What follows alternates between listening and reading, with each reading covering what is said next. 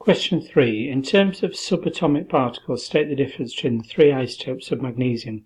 Well, the reason they've got three different mass numbers, and yet they've all got the symbol magnesium, is that they've all got the same proton number or atomic number. They've got the same number of electrons and protons.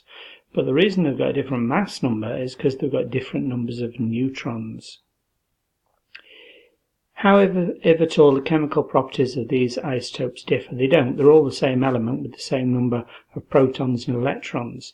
They've all got the atomic number 12, or the proton number 12. So they've all got 12 electrons, and that would mean they've got 2 electrons in their outer shell. They're all in group 2. They've all got 2 electrons in their outer shell. So they're going to have the same chemical properties. Mg25 make up 10% by mass in a sample of magnesium. Magnesium has an average mass number of 24.3. So the average of the 24 magnesium, the 25 magnesium and the 26 magnesium is 24.3 because they'll be in different amounts. We know that 10% is 25 Mg. And therefore 90%, the remaining 90%, must be a combination of 24 and 26 Mg. And the average is 24.3. Use this information to deduce the percentages of the two magnesium isotopes, the other two, so 24 and 26. Okay, let's do spoilers and I'll show you through. If we had imagine we have 100 particles. Whenever I find a percentage by mass of a sample, I imagine that I've got 100 particles. If I had 100 particles, then 10% of those particles, i.e. 10, are 25 Mg.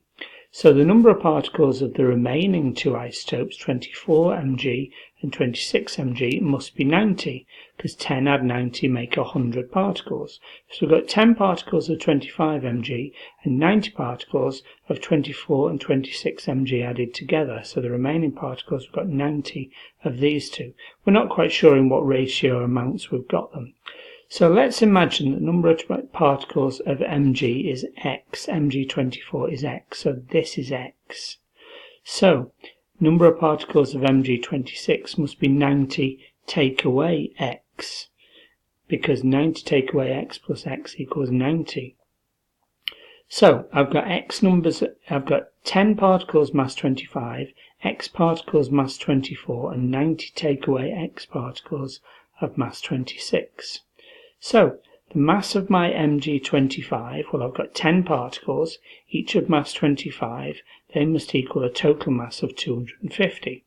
My 24 Mg, well, I've got 24 multiplied by x number of particles, so I've got x number of particles each with a mass of 24, so the mass of those is 24 times x. And the 26 particles, Mg particles, I've got that's 90 minus x is the number of particles that I've got, multiplied by 26 is 26 multiplied by 90 minus x. So the total mass is the 250, add 24x, and I've expanded, and 26 times 90 minus x. I've expanded this brackets here now, so I've done 26 times 90 is 2340, 26 multiplied by minus x is minus 26x. So now I've added up these two values, 250 add 234, 2340 is 2590, 24x take away 26x is minus 2x. So that's my total mass. The average, which is 24.3, is the total mass divided by the number of particles. Well, we've decided the number of particles was 100, so it's 2490, take away 2x divided by 100. Multiply both sides by 100, or take the 100 up onto the other side, onto the top. 24.3 multiplied by 100 is 2430, is 2590 take away x. So now what I'm going to do is I'm going to take the minus 2x to this side, so it becomes plus 2x, and take the 2430 across the other side, so it becomes minus. So 2x is 2590, take away 2430, 160. So 2x is 160, x is 80.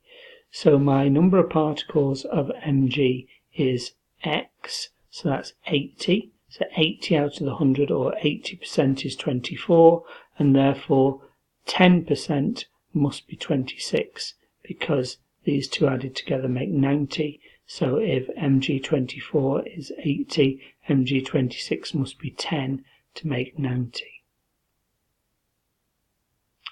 In a time-of-flight mass spectrometer, ions are accelerated to the same kinetic energy, where kinetic energy is half mv squared. V is the velocity of the particle. M is the mass of one particle, just one particle, in kilograms. One particle in kilograms, the kinetic energy will have been given. We've also got velocity as distance divided by time, and we've been given the kinetic energy, the time of flight, and Avogadro's constant. So first of all, let's do spoilers again. 25 mg, 1 mole is 25 grams. So I've got 20, if I've got 1 mole, I've got 25 grams. In 1 mole, there are 6.022 times 10 to the power 23 particles. So 25 grams, to get grams up into kilograms, you divide by 1,000. To get grams up into a larger unit value of kilograms, divide by 1,000, 0.025 grams. Now that's the mass of 1 mole, and we know that there are 6.022 times 10 to the power 23 particles in a mole. So I'm going to divide this number by 6.022 times 10 to the 23. I've got now the mass of just one particle in kilograms, 4.15 times 10 to the minus 26. That's my M value here. Kinetic energy is half mv squared. I've got kinetic energy, I was given it in the question, 4.52 times 10 to the minus 16 equals half, multiplied by 4.15 times 10 to the 26. That's M, the mass of one particle in kilograms, multiplied by v squared. I'll just multiply out this half here, so 4.52 times 10 to the minus 16 is 2.075 times 10 to the minus 26 times v squared. Take this across onto the bottom, or divide, so take it across the equal sign and put it on the bottom. 4.52 times 10 to the minus 16 divided by 2.075 times 10 to the power 26 is v squared. That equals 2.18 times 10 to the power 10. To get v, I square root it. 1.48 times 10 to the power 5. I've now got v. I've also got t. I've been given t, so I can work out d. v equals d divided by t. v is 1.48 times 10 to the 5 equals d divided by t. t is 1.44 times 10 to the minus 5. I've been given that in the question. So d are these two numbers multiplied together, 2.13, and it'll come out in meters, 2.13 meters.